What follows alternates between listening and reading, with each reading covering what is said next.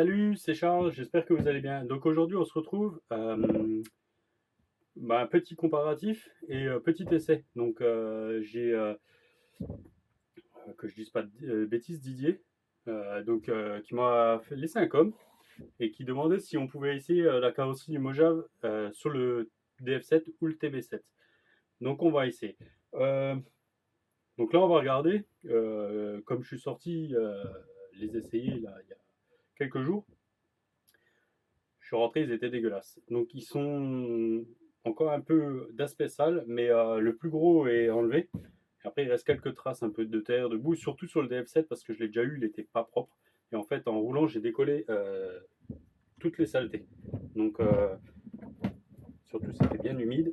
Donc là, on va dire, j'ai déjà bien nettoyé. Il me reste, j'ai déjà huilé un petit peu. Il faut que j'huile de nouveau un petit peu les articulations, les choses comme ça.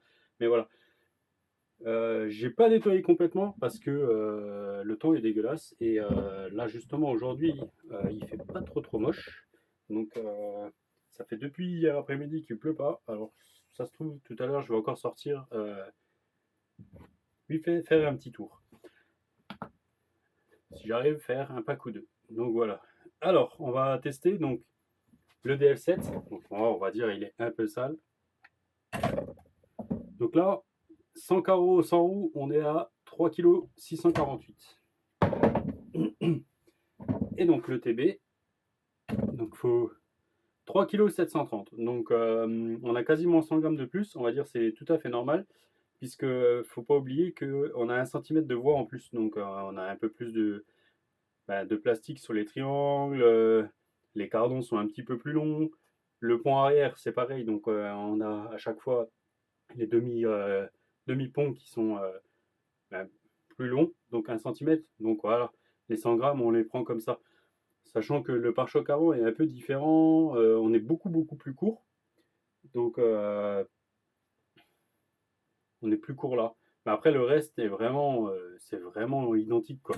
C'est vraiment les mêmes machines. J'ai toujours pas regardé si on a les mêmes pignons.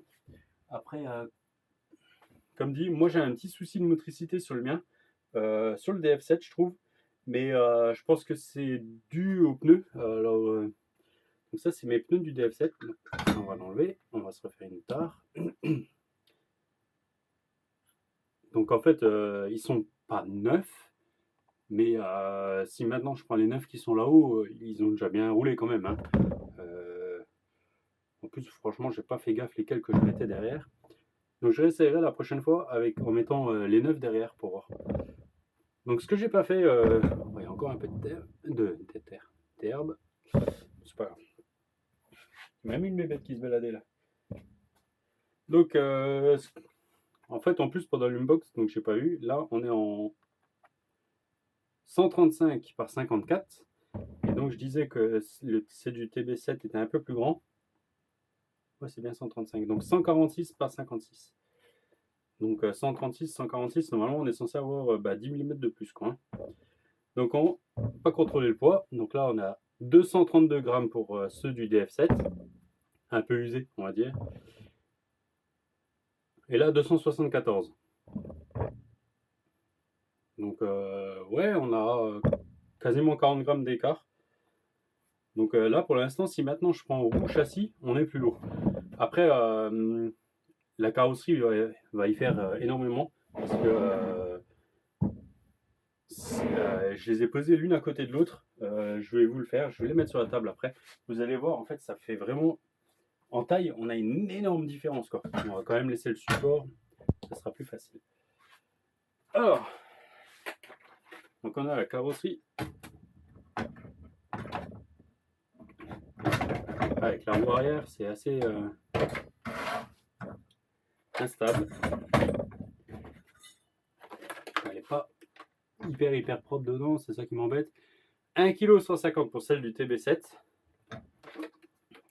Donc moi j'ai laissé les liens de pont, ceux de la barre. Voilà, la carrosserie, j'ai pas. Franchement, pour la nettoyer comme il faut, il faudrait tout démonter, quoi. Et celle du DF7, c'est pire encore. Donc moi je sais plus maintenant, avec mes conneries. 1,150 kg. Et alors, celle du DF7. Est-ce que je vais réussir à trouver un point d'équilibre? Parce qu'avec les roues derrière, c'est assez... Ouais. 1 kg, 1 kg 804. 1 kg 150, ouais, donc là on a vraiment les 650 grammes d'écart sur les carrosseries. Oh, allez, je le conçois, on peut enlever quelques grammes avec toute l'herbe qui reste dedans. Mais c'est le seul, franchement, c'est le seul défaut que j'aurais à lui dire, c'est que on remplit vite la carrosserie. On remplit très très vite la carrosserie. Mais bon, voilà, donc on avait à peu près 500 grammes d'écart, je crois. Je sais plus maintenant, j'ai rien marqué. En fait, pendant l'unbox. Et pardon. Donc c'est vraiment là qu'on a l'écart. Mais je vais vous les poser l'une à côté de l'autre après. On va voir. Donc ça, on va l'enlever. On va se mettre ça de côté.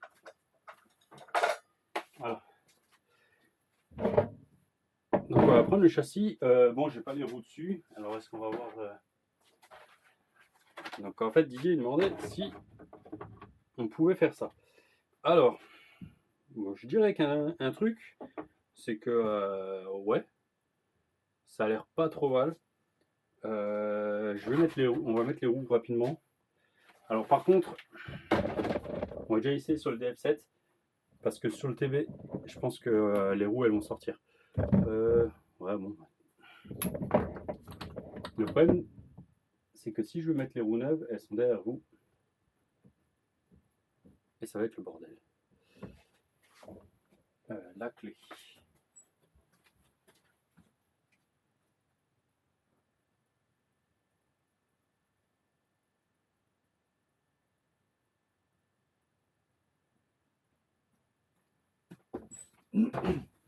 Voilà, je suis allé dans l'atelier à côté, je suis allé chercher la clé.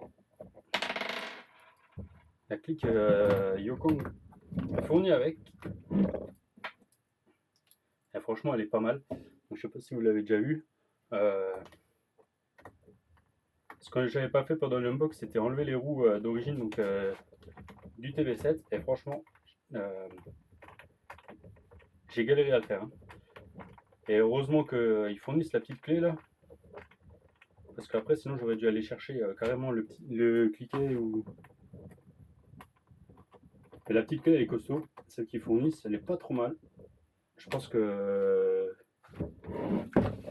Elle va atterrir dans la caisse de terrain.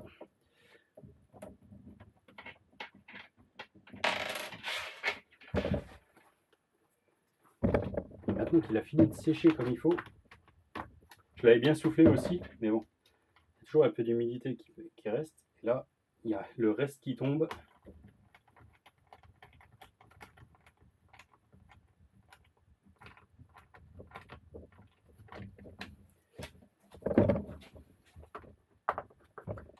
Mais franchement, c'est un pur plaisir.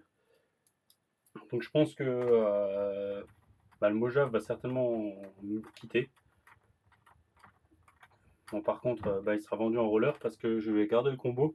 Et je pense que je vais justement mettre le combo dans. J'avais vu par contre que j'ai mon support de cerveau qui est desserré sur le DF7.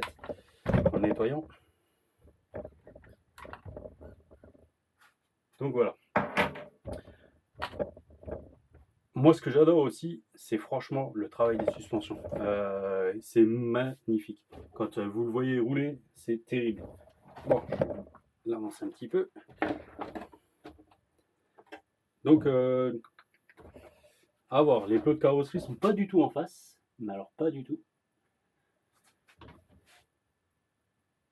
Derrière, derrière, le problème, c'est que par rapport au DF7, le DF7, on est là derrière. Carrément derrière les bonhommes tout de suite pour mettre les clips. Donc là, c'est pas le cas. Et devant, en fait, on tombe, les plots de carrosserie d'origine du DF7 tombent dedans. Et en fait, le pare-choc est dans la carrosserie du Mojave. Donc, mais maintenant, si on prend un DF7, je pense que celui qui a envie de bricoler un petit peu, il y a moyen de. Il y a moyen.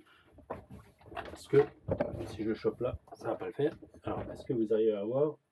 On tombe pas trop mal. Bon, on est super haut parce que là, on est posé sur les plots. Mais point de vue empattement, c'est pas dégueu. Bon, après, faudrait le reculer un petit peu. Je serais juste devant. Donc devant, ça irait pas mal. Pour mettre la carrosserie, ça irait pas mal. Faudrait enlever le pare-choc là ou découper un peu la carrosserie du Mojave pour qu'elle descende, pour que le pare-choc rentre dedans. En fait, ça serait sympa. Après, derrière, point de vue largeur, on sera bon. Bon, par contre, donc, point de vue sur le TB7, c'est même pas la peine d'essayer. On va avoir 1 cm de plus, alors que là, on est vraiment nickel. On va rester dans les ailes, ça va être tip top. Ça va être tip top. Après, ben, on va peut-être jouer derrière pour, je sais pas. Parce que le souci, ben, c'est qu'on tombe quelque part par là. Mais là, sur la carrosserie du Mojave, ben, on a les aérations pour éviter que ça fasse parachute. Donc, je sais pas. Faudrait voir comment faire. Peut-être en trichant, en faisant le système du TB7. Le TB7, c'est l'inverse. Donc, en fait, les plots sont sur la carrosserie et on descend. Voilà, on descend là, se mettre dedans. Donc, en utilisant le système de plots du TB7, il y a peut-être moyen. En adaptant, il y a peut-être moyen de pouvoir adapter une carreau de Mojave. Un peu de boulot, mais sans, voilà, sans grande difficulté, je pense. Un peu à se casser la tête, mais et encore, je pense que maintenant, il faudra regarder, ouais, il doit y avoir moyen. Donc là, j'ai essayé, en ressortant un petit peu, on a moyen de passer les plots avant juste là. Donc, en plus, sur une partie assez costaud. Mais ce qui est là, voilà, il va falloir faire de telle sorte que de découper là pour pouvoir intégrer vraiment la carrosserie. Il faut qu'elle descende là entre, parce que sinon, ou alors enlever la barre devant. Ça serait dommage. À mon avis, ça serait dommage parce que ça fait une protection en plus. Surtout la carrosserie du Mojave, elle n'est pas réputée non plus super solide. Donc voilà. Donc ben, j'espère avoir répondu à tes questions, Didier, et puis voilà, faire un petit truc en petit comparatif vite fait pour voir. Moi j'ai adoré rouler le TB7, même si c'était que un pack, mais vraiment que du plaisir. Bah, j'ai juste hâte que le temps se calme un petit peu et que de pouvoir partir les rouler en forêt pour essayer. Donc je vais lui mettre les roues neuves derrière lui pour voir, récupérer un peu d'adhérence et puis on va voir ça. Faut que je récupère mes pièces en 3D là aussi pour tout fermer. Ouais, puis non, ça a l'air d'être le même. Donc, juste que je resserre là. C'est un peu desserré cette histoire.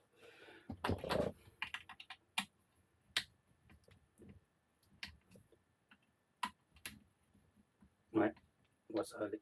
Juste desserré. Donc faites aussi attention, parce qu'en regardant une vidéo sur une autre chaîne ce matin, il a aussi parlé de ça, que de temps en temps il avait des vis qui se desserraient. Donc un petit coup d'œil à jeter de temps en temps. Voilà. Je suis en train de regarder aussi, donc bon, pour les impressions 3D. Comme ça, on va fermer un peu mieux. Pour le nettoyer, ce que j'ai fait sur l'un comme sur l'autre, parce que je galérais à enlever l'herbe qui s'était fourré là en dessous. En fait, j'ai démonté les côtés de caisse là. Ah, vous voyez, ça c'est encore même pas ma saleté, c'est la saleté du propriétaire précédent. Mais bon, lui, je pense que de toute façon, on va le démonter. Je vais le démonter complètement. Et puis, pour pouvoir essayer, pour pouvoir le nettoyer, et je pense changer les huiles. Je vais durcir certainement l'avant pour le faire tracter un peu plus.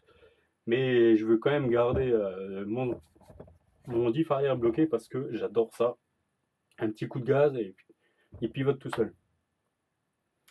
Mais faire de telle sorte, je vais surtout aussi monter un peu en huile pour moins perdre, quand justement on a des problèmes de motricité, pour que on perde moins vers l'avant, quoi. Donc on va faire ça. Un petit jeu là, ouais, c'est rien ça. Tac tac. J'ai vu aussi une petite différence. Donc c'est sur les caoutchoucs derrière de pont. Donc là on est fixé directement là sur le DF7 et en fait sur le TB7 on a des petites pattes qui les décalent. Donc voilà, après il n'y a pas grand chose de plus. Donc voilà, après plus stable off. Si vous avez vu le live, j'ai pas encore mis les vidéos des essais. Il a déjà fait des beaux roulés-boulés. Donc voilà. Allez, je vais vous laisser là-dessus. C'est une petite vidéo, mais j'espère qu'elle a été utile. Merci, à plus. Ciao, ciao.